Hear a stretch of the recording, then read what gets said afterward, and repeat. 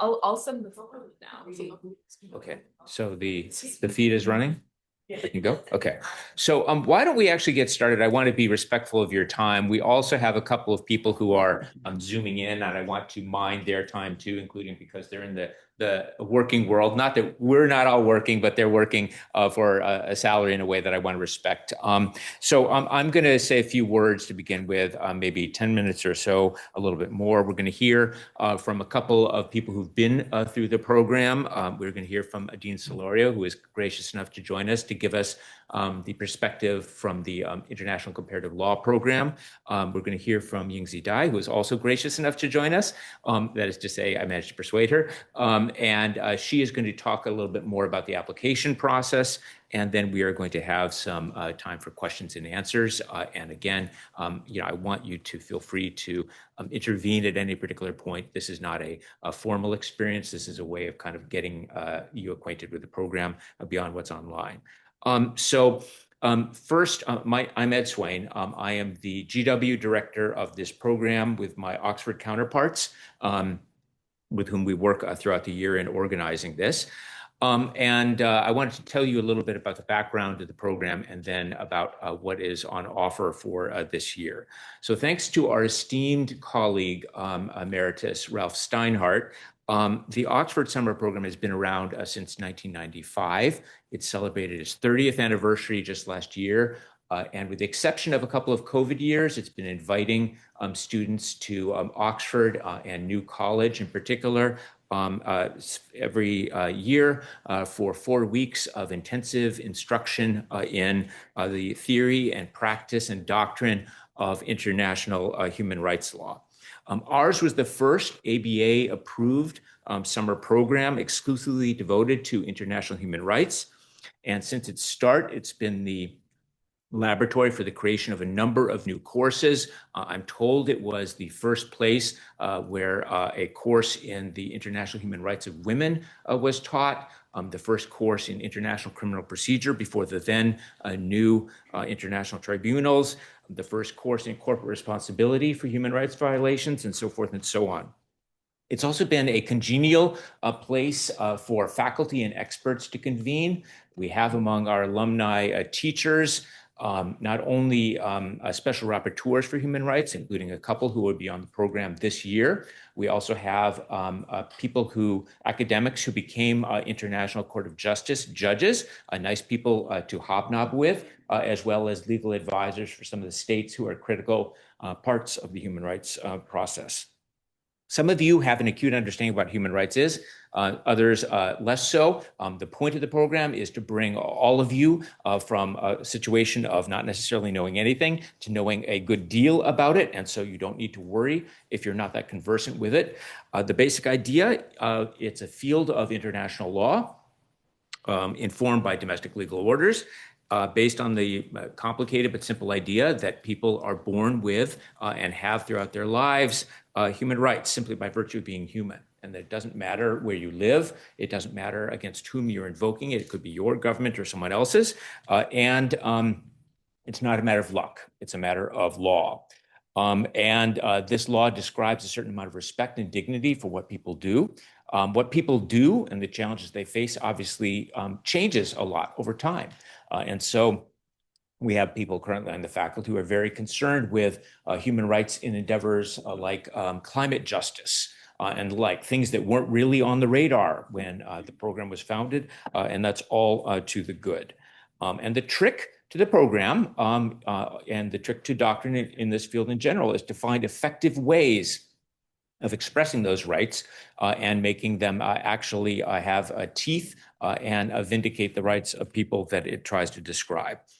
So GW faculty have long played a role in this, not only in founding the program, but in teaching within it. And it is a nice part of our overall program in human rights law. I'm assuming Dean Solorio will tell us more about that, but we have a number of people here who teach in this field, the dean herself, Laura Dickinson, Sean Murphy, and others. And the idea is to use that strength and to partner, in effect, with Oxford and have a summer program that is robust and flavorful and full of instruction and learning. So a few more details about it. The program runs from July 6th through July 31st, about 4 weeks. And the basic idea of it, just to give you a sense of the day starts with plenary lectures delivered by course tutors and additional teachers. And then you take one of two courses in the morning, either Fundamentals of International Human Rights Law or Human Rights Lawyering, which is a slightly more advanced, that's not quite term, but it's a little bit more focused course. And in the afternoon, you have a chance to choose from among 5 electives. Student choice is very important to us in this. It's not invariably the case that everyone gets their first choice, and I don't want to overpromise. Last year and the year before, we were extraordinarily successful, and I don't think anyone was disappointed at all.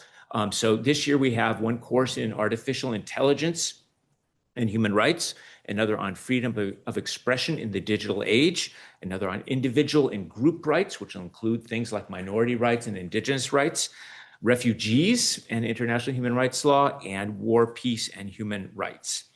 The courses meet approximately 16 times each. I said approximately only as a moment of doubt, but I think it's 16 times each, and it concludes with exams. All of this is regulated by the ABA to make sure it counts towards a USJD degree, which is one of the aspects of the secret sauce for US law students. If you take these courses, it counts towards your degree, 5 credits in total, which is a nice chunk. And it facilitates also your pursuit of concentrations that might be in this field, and certainly advances your learning and allows you to take other courses at GW that are more advanced in this or other fields that you wouldn't otherwise necessarily have the time to do. The fees have been set by agreement with Oxford at £9,500. That may not immediately resonate. It depends a little bit on the exchange rate. I believe it is between 12 and 13,000 US dollars at this point. That includes tuition. It includes library fees, accommodation with full board at New College, which is a lovely facility on Oxford campus. It's really kind of Harry Potterville. One of the things I will underemphasize perhaps, but happy to answer questions about, the vibes of the place are truly extraordinary. And I think that it's really a wonderful place. And it's kind of a cathedral of learning. And I think you can't help but be awed by that experience. We don't include, I should mention, just to be clear, we don't include travel in that estimate. Travel is at one's own expense. Sometimes students manage to sidle over from other parts of Europe, and so we can't really price that in. We've been very careful, really careful about limiting cost in this program to the best of our ability. It's unchanged since last year, and it was only marginally changed that year from the year before. We're very conscious of this, and we do our very best. So a couple more words about who is on, who's teaching this particular year. We have an instructor who is returning, whose name is Elvira Dominguez Redondo. She's a professor of law at Kingston University who has extensive experience teaching in the UN Office of High Commissioner for Human Rights. We have Maria Jovanovic, who is a researcher at the Bonavero Institute, which is one of our partner institutions at Oxford, who is an expert in modern slavery. We have Helen Duffy, who is an experienced international litigator, who is at the Grotius Center of the Leiden School in the Netherlands, and who is a world expert in climate justice, and as I said, litigation of all stripes before international bodies. Stephen Miley, who is at the University of Minnesota, who is an experienced clinical teacher and expert in refugees and related rights, who's taught throughout the globe, but is especially expert in Central America as well as Europe.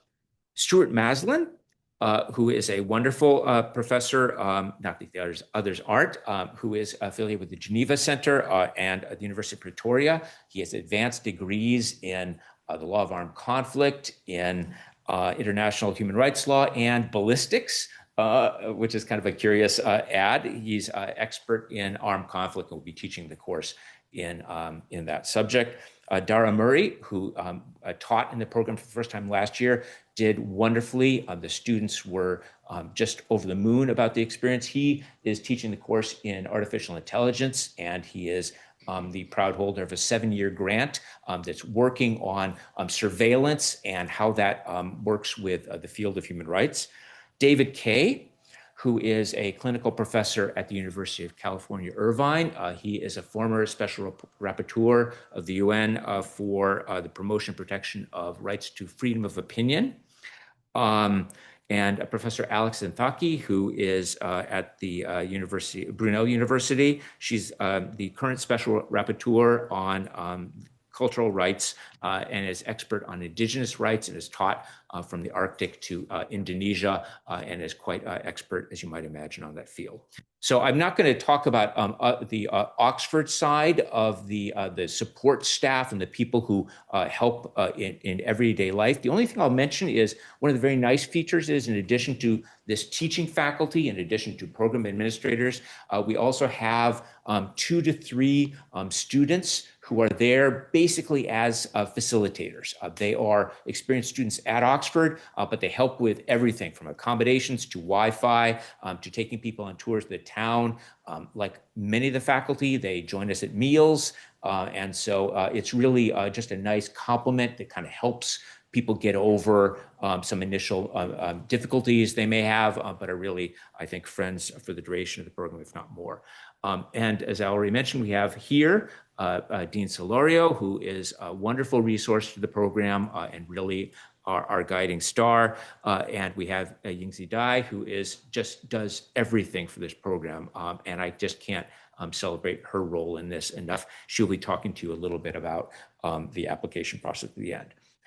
You'll hear now, I think I'm still within time, aren't I? You'll hear now from some of our alumni who've been through this program. Our alumni are really an important aspect of the program. They go through this and so far as I know, without exception, enjoy the experience and have profited from it.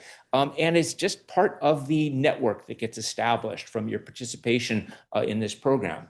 I mentioned last year, it was more timely then, that I happened to be at a conference in Warsaw and was talking with somebody else who I happen to know who was a US academic about this program coming up. And somebody moved over from the VIP line at this hotel, not the line I was in. I was in sort of the regular traveler line, and basically introduced themselves as an alum of the program. She was head of EU and UN affairs for Microsoft and said, you know, that program was just enormous for me. And it's really nice to hear things like that from others who've participated in the program and who have a variety of experiences, professional and otherwise, after that. So let me introduce, without saying more, some of our alums. We have 2 on the line. We have Razi Hashmi and Leah Calabro, who are, I could get this wrong, I think class of 2025 and class of 2019, I want to say. Is that right? Respectively, I should say. Yeah, that's right. Woohoo! So, and we also have with us, I'm very glad to be joined by Emilia Tapia Jimenez, who's, and I don't really know if we have an order. If it's okay with you, can we start with those who are on Zoom? Because I know you're taking time away from your busy day. Leah, can we start with you? Sure, yeah. Can everybody hear me?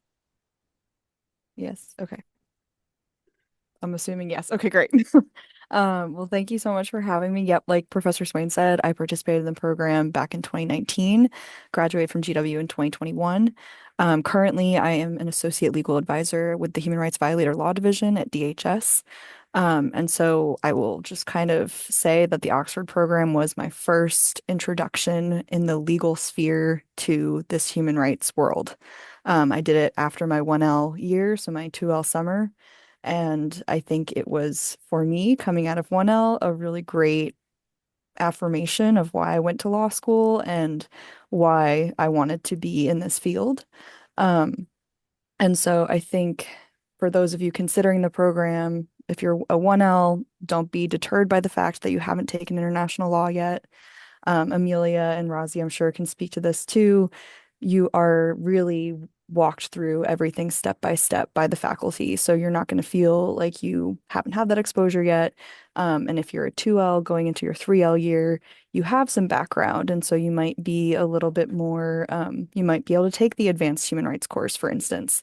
So there's really not a bad time to do the program. I also think that what's at front of mind for a lot of students is how to do an internship or an externship, clerkship, whatever you want to do, and the program.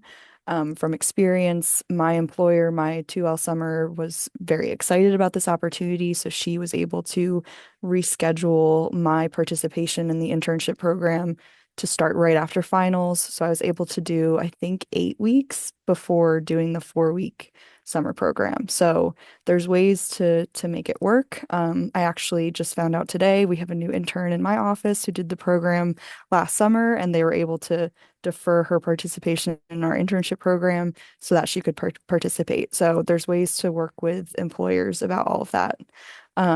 It's worth it. I think is really just my main message to everyone is that it's an incredible program. You meet amazing people, both students and faculty, and it's 4 weeks of just intensive nerding out on human rights issues, which is really just an awesome experience. And I will pass the floor to Razi. Thanks, Professor Calabro. It's good to see you all. My name is Razi Hashmi. I knew I wanted to do the Oxford program when I started law school. I remember it was one of my initial goals to do Oxford, be a part of the International Comparative Law program, joined the International Law Review, and I was fortunate to do all of those. And Oxford was really transformational for me. I was a part-time student while going to GW, so I knew that it would be a lot of work to just even get the approval to go, but I was able to make it happen. Dean Solario was so helpful and supportive in making that happen. I had a chance to meet Professor Swain through this program and realized we had just this incredibly overlapping network. I worked at the State Department at the time I was going to the program and going through law school, and I was the Deputy Director for Human Rights in the Middle East. As you know, things have been quite chaotic in that part of the world. And so I certainly felt a degree of guilt, leaving to go to Oxford. But, I was able to kind of set everything up, make sure that I had my backup. So if you're working and thinking about, oh, I'm not able to do this, it's very possible. There are a number of other people that were working that were able to make this happen. And I was able to take the freedom of expression in the digital age with Professor David Kaye. And that was probably one of the best classes besides the class I took with Professor Calabro at GW. And so I can't speak highly enough about that experience and about that class. The people there were really phenomenal. I mean, you have people that are not just from GW, but really from all over the world, and befriended them. And, we're still in touch to this day, almost on a weekly basis. And so, you really do go in to this experience, not knowing what to expect, but, really coming away from it transformed with lifelong friends, colleagues, professors that will have your back and look out for you. I was one of those that was impacted by the rifts at the State Department, where my office was completely eliminated. And so, all the professors here were kind of those that I leaned on when I didn't know what to do. And, I was very fortunate to find the law firm that I'm at, Fluent, which I, was hired in part because of my human rights background. And so even though they're doing a lot of work in government contracts, human rights experience, especially on the academic side, is so incredibly important if you're going to be an international lawyer or operating anywhere around the world, and even here in the US. So I'll leave that for now. And if anyone has any questions, look forward to that conversation.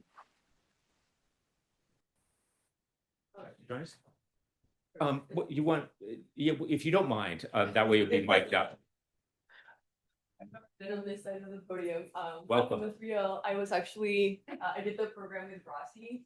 So I think that's also one of the things that's amazing about the program. You get to meet other people who are interested in international law, and then you can have kind of that network here in school who kind of, encourage you to actually pursue a field where other people, my other friends are kind of, no, it's 50, or no, it's not funding. So it's kind of very refreshing. I think it's an amazing program. I would definitely recommend.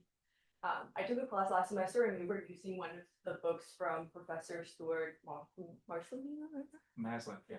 I always mispronounce his name. That was the art conflict professor, and I think that was amazing. Like I was learning more stuff, but it was kind of a good experience to learn from the author himself. I just think it's also going to set you in a bright path for taking other international law classes when you get back for 12 year if you're thinking about doing that. I was able to understand more and engage more in classes about human rights just because of that program. I didn't have to kind of like start from a zero, kind of level, not knowing anything about international human rights. So I think that also kind of helped not only doing the experience, but after. Also, Oxford is beautiful. I agree. The vibes are incredible. You're also meeting people from all around the world, as Rossi said. One of our classroom peers, she worked for Human Rights Watch, and during one of her classes, she was like, "Oh, we actually prefer that report." So that's pretty amazing. Professors oftentimes just go in the dining hall and sit and eat with you and just chat, give you career advice as well, which sometimes is kind of tough when it comes to international law. So I would definitely recommend, and also I look forward to the conversation if you have that I just said. Hope that. That's great. Thank you so much. Dean Solari, do you want to give maybe a few comments about situating this in the program as a whole? Well, first of all, hello, everyone. It's wonderful to see so many students engage with international law and human rights. So I want to salute that first. It's human rights is definitely one of our biggest areas at the law school. And I have to say, if you are interested in human rights, this program is a must. And I actually want to salute Professor Swain. I want to salute Jinxie Dai. I want to salute Leah Calabro, who worked with us for a number of years. Also Rossi Hashmi, also Emilia. They're all examples of how committed we are, to human rights issues here at the law school and how special this program is. And I just wanted to say something about more from the point of view of the International Comparative Law program. We do encourage students to study abroad in general, and that is either do a summer program or study on a semester basis, because we do think that this is great exposure, to other cultures, to other languages, to other methods of teaching. A lot of the professors that you will have at the Oxford program are not necessarily US trained. Some of them are, but some of them are not. And I do think that that's actually very useful to you if you're thinking about having a transnational career or an international career. I also wanted to let you know that I've been very, very privileged in my career. I actually am the Dean of International Law right now, but I'm still very engaged with the human rights field. And I actually was a practitioner in the area of human rights for about 2 decades. And I was actually an employer. I employed a lot of, incoming or basically junior attorneys, in my career, in different international organizations. And I have to say, as soon as I saw the GW Oxford program, that was a big plus for me. I was like, they have training, they have interaction with international experts. I know that I'm not going to have to train them on specific basics. That's very important for employers. Employers like students that show aptitude, that have some sort of foundational training. So I have to say, for me, as soon as I would see that program, that was a must. And one of, I would say, a few of the most important colleagues that I have in the human rights field, they have all done this program or they're graduates of this program. So this is also good for you career-wise. And it's important for you to think about that when you're choosing these kinds of opportunities at the law school. I just want to close by saying also, because many of you are going to do the JD or LLM concentrations. Remember, we have a JD concentration on international comparative law. We have a double concentration on international business law. But those of you that are pursuing LLM degrees, you can also concentrate on human rights or on international arbitration. The 5 credits that you earn in the Oxford program also count towards those concentrations as well. So it's also a way, as I say, a logistical way to actually earn 5 credits in just 1 month. You know, there's a lot of advantages to this, in a beautiful location, in a Harry Potter location with wonderful professors, you know, and something that I do think is going to help you not only with your academics at the law school, but also your career, you know, after you graduate. If you have any questions, remember, we're all available not only in this orientation, but also after the orientation. And thank you for your engagement with international law. We know human rights is a very difficult moment for human rights, but I always tell students the difficult moments show you how important it is, you know, and how much of a field there is, and how much we are needed in the field, and how important it is for you to be part of the human rights movement as well. And this is the kind of program that can help you be part of that movement, part of something larger. Practicing human rights is incredible. And I can tell you that as a practitioner. And if any of you want to talk about human rights careers, I'm always available for that. But I have to say, for me, it's been, you know, a privilege to be able to do it for so long. Okay. Thank you. Thank you so much. Now the mastermind of the operation. All right. Let's share the screen. Not that the people online get to see this. We're gonna skip this. Yeah, let's. Okay. I just pulled up the website where you go to apply. So the big thing first, the application deadline is April 1st by midnight. It's rolling basis, so we review your application as you apply. And here's the application form right here. It'll make you sign in, but just please sign in with your GW Law email. But it's just a Google form where you submit these application materials. The first thing is a statement of interest, 250 words, no more than that. It's like less than a page. And then a statement of good standing. So for all GW Law students, you would get this from the records office. This is different from your transcript. So you don't have to submit your transcript. We just need a letter from the records office. If you submit your transcript and not a letter, I will reach out to you individually so that you can get it from them and submit it to us. And then lastly is just a copy of your resume. You should, I think we take like 1-page resumes, but if you have more than that, it's fine too. We accept more. We'll look at what We'll look at whatever you submit, yeah. And I don't think it applies to anyone in here, the English language requirement. No. One of the things to bear in mind, I'm sorry to interrupt. One of the things to bear in mind is this application platform is built for GW students and non-GW North American law students. So you'll be joined at Oxford by students from other schools, not only in Europe and elsewhere in the world, but also elsewhere in the United States. So some of the stuff is tailored more to them. And then finally, you have to pay a fee of $25, application fee. It's non-refundable, just so you know. The link to pay that is on the application form as well. And once you submit it, you should hear back from us within like 2 or 3 weeks. I can't guarantee that. Don't quote me on it, but it'll be. She looked at me when she said we do our very best. Yeah, I'm not the one who approves them. It's Ed.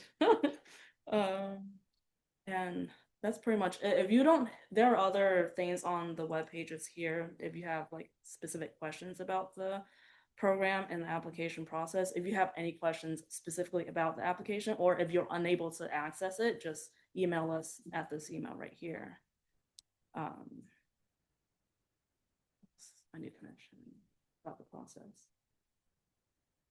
I think that pretty much covers it. So you'll find on our website not only the way of contacting the program with questions you might have, but you'll also find links to additional program information, and also links to the Oxford side of this, if you will. So Oxford is mainly in charge of recruiting and providing information to non-North American students, and there you'll find student testimonials. You'll find profiles of the instructors and descriptions of courses and the like.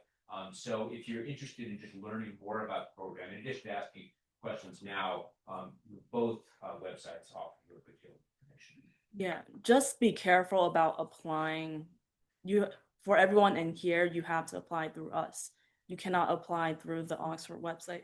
So if you're just like Googling the program, their website might come up right here. This is what it looks like.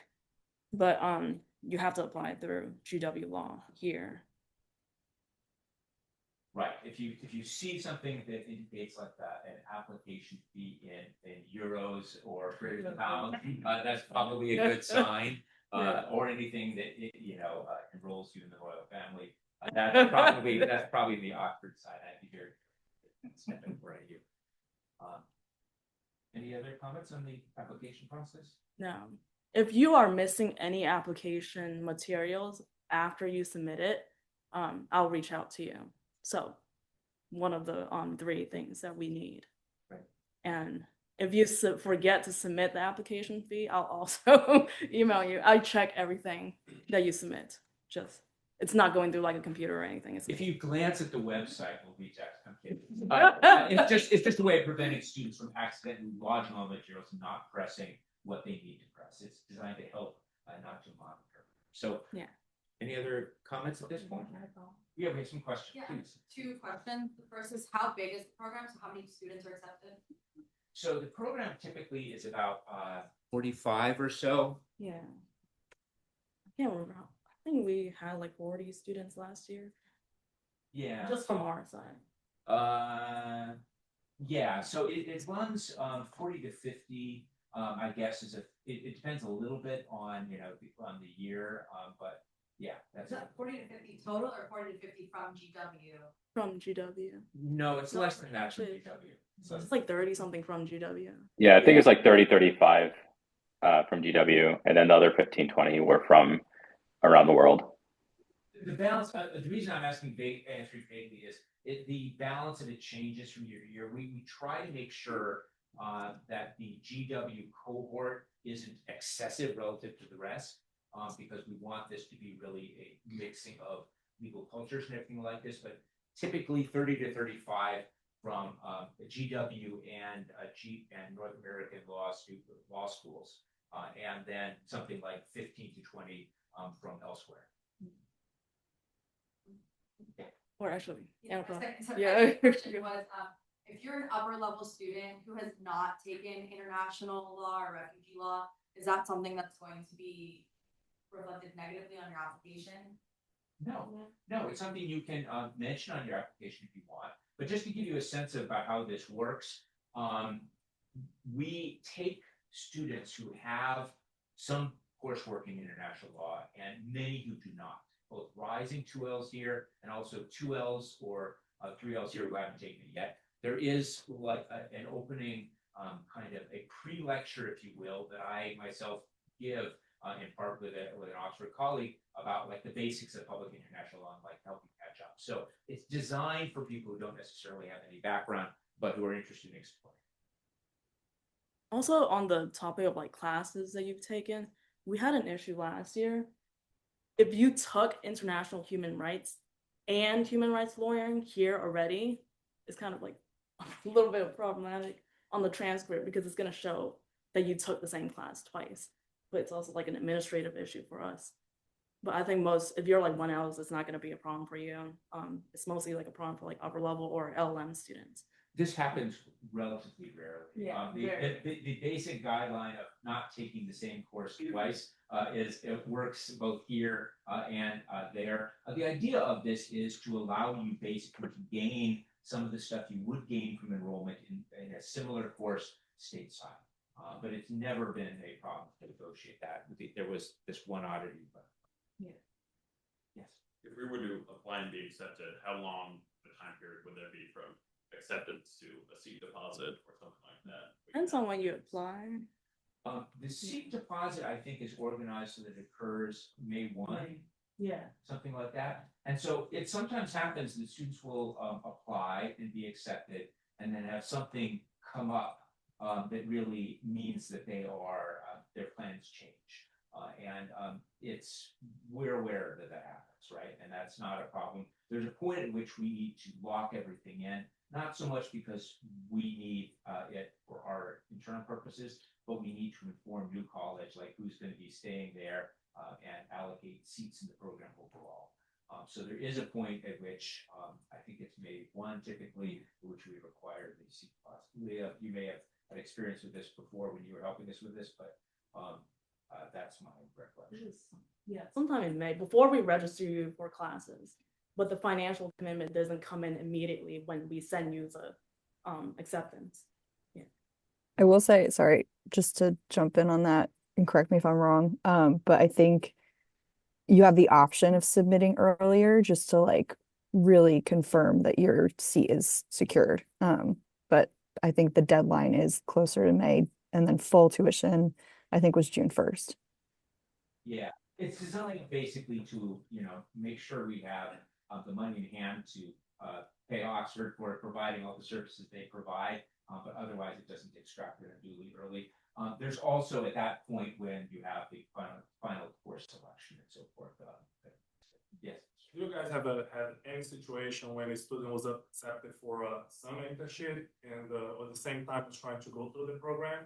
And if that happened, do you guys have any like suggestions? So an internship that is exactly for the same period as for the program? Yeah, let's say. Maybe they conflict, Well, I mean, unfortunately, there will be points in which you have to make a choice between them. This is an immersive experience. It's not one that's built for doing on a part-time basis or something like that. We've had students who sometimes have responsibilities that follow them when they're on campus, but ideally that's kept to a minimum. We have, as both of our alums who are online mentioned, we have had many circumstances in which people work out accommodations within internships or with law firm employers. They can involve doing 8 weeks before the program. It can involve sandwiching, in which you sort of do the thing for a while before you then spend July at Oxford and then you return for 3 weeks. Yeah, I mean, so there's lots of ways. It's not unlike a lot of other kind of summer accommodations where if you've got more than one possibility, there's sometimes logistical difficulty. But we've had a good deal of success on that, or the students have had. Rossi's trying to say something. Oh, I'm sorry. Yeah, Rossi's hand is up. Yeah, Hands. sorry about that.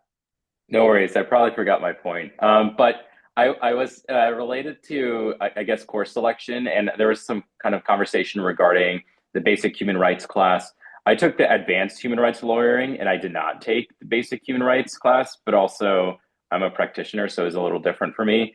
I think just from that standpoint, and even just if you haven't taken international law, it's really just a lot of like terminology that one needs to kind of familiarize oneself with. And I think, the Oxford program and GW really ensures that you're able to kind of, be ready day one, because there will be a lot of people that will be in your shoes as well. And everyone's really just interested in the topic and the subject matter. I think the other thing I would say is that beyond the classes, there are also a lot of opportunities to hear lecturers. I actually had a colleague from the State Department who just happened to be our first day speaker. And she was the ambassador at large for global criminal justice, Beth Benchcock. So she talked about genocide and criminal justice issues. So it was nice to see her across the pond. But also, I had another colleague that, throughout the course, we're not able to cover everything. And even amongst the electives, it doesn't cover everything. And so one of my colleagues that I work with closely at the State Department was a special rapporteur on freedom of religion or belief, Ahmed Shahid. And so, I just asked him, hey, do you have some time to just have a roundtable discussion with the students? And he was totally game. And so Amelia and others were able to come, and it was a really exciting time to just kind of have a sidebar on a topic. So there's a lot of opportunities there that really go beyond even the classroom, and that's what makes it such a transformative experience. Rossi was very entrepreneurial in helping bring this session to us. I celebrate him for that. I'll just mention, Climate Advisory Justice Opinion gets handed down. We organize like a quick session on that, including some of the students who helped bring about that particular litigation. So it does work out. We try to be as adaptive as we can. there were several other questions. Yeah. Hi. On average, how many 1Ls are accepted to the program in a given year? Quite a few. I would say say, a lot, I would yeah. say of the GW cohort, so again, ballparking that at sort of 30 to 35, which includes other US law schools typically. Now, once in a while it's gone above that, but it's 30 to 35 is pretty typical. I would say 2/3, maybe something in that range. Maybe a little higher sometimes, you know. If I have to say one oddity of it for me, and it's difficult to explain to our counterparts on the faculty, we have a number of GW students who really meet one another for the first time in the program, people from other sections, which is nice, you know, it's a long way if you go to meet somebody, but it's one of the survey you have. Please, yeah. Yes, sir. So for 1L UAE student, do you have to finish all your doctrinal before you can apply for this, or you can apply, go and come back and finish your 1L? We confronted this We had the exact same question, question. and how did we ultimately? I think it's fine to apply. I think it was fine because I asked the student, he asked his friends that did it before, and they were like have part-time 1Ls, and they said they've done it before. Yeah, I think we have made this work, and there is a lot of the problem should be sometimes there'll be technical questions in construing like the application criteria. You have to recognize that it's built for many different campuses and many different programs. If you have questions of this kind, like am I eligible because I was unable to complete my study in one course this fall and I had to like retake or something like that. I know that's not the case you're describing, but if there are things like that, just direct the question to us and we'll do our best to answer. Please. Yes, so I know this is like the millionth question about the number of students, but of the 30 to 35 US students, how many of those are from GW typically? I'd say 95% of those.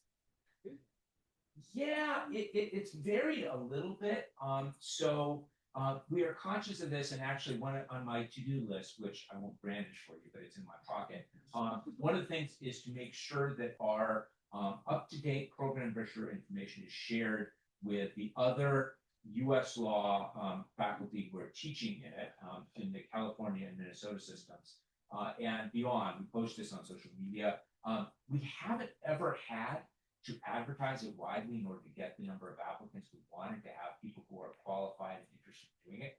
But I do feel that there's value in having others participate in the program. It kind of enhances the richness of the experience for everyone.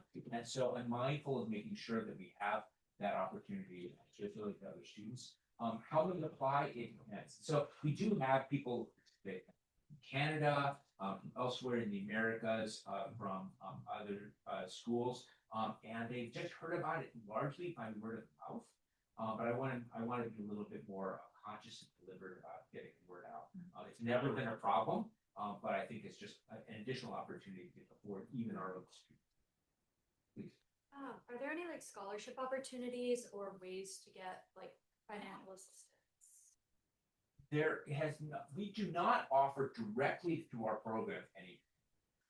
We have encouraged discussions with the financial aid office with partial success on that score. One thing I'll say is, and I don't think this is an improper secret, Dean, cut me off if I say anything that I ought not say, but I think one of the advantages of taking the program, potential for students is, if you take the program and you accrue the 5 credits during the program, some students go part-time in their spring semester of their 3rd year, in which case it works out to be, excluding things like travel costs and the like, it comes to basically to be a wash, roughly. Please. I can confirm that. I'm doing that this semester and I am saving about kind of like the same amount into the program.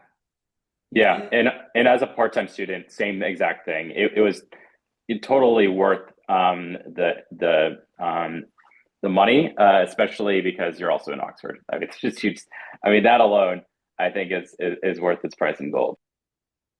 If you have a scholarship, they'll adjust it your last semester, so you don't have to worry about that.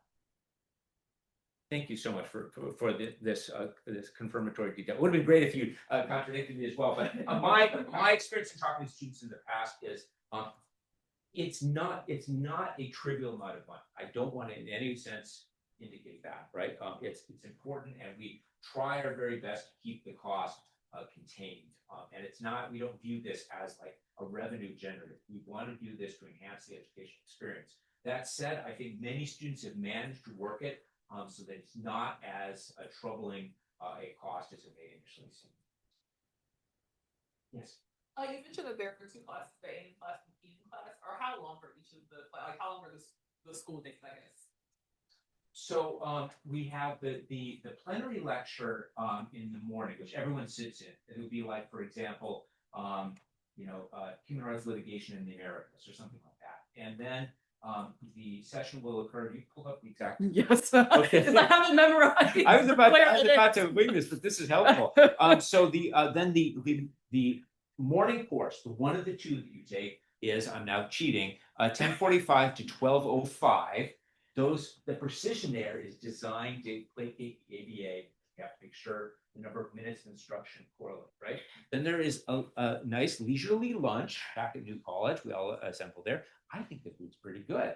And then the afternoon course is from 2 to 3:35.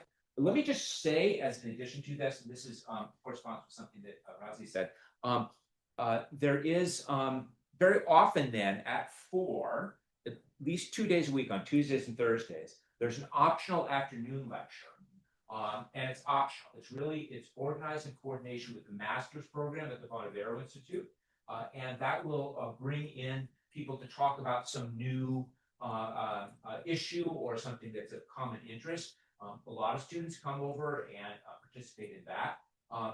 For example, there was an amazing, the first one we had last year, I think, was this amazing presentation about surveilling human rights atrocities and documenting it through footage that was from what we might think of as anti-human rights surveillance system, but also social media, sort of figuring out where there had been a murder in Syria and how it was documented, how proof was ultimately used to help build a case against the perpetrator, right? And so this kind of thing, or more academic lectures, are 2 days a week at 4 o'clock.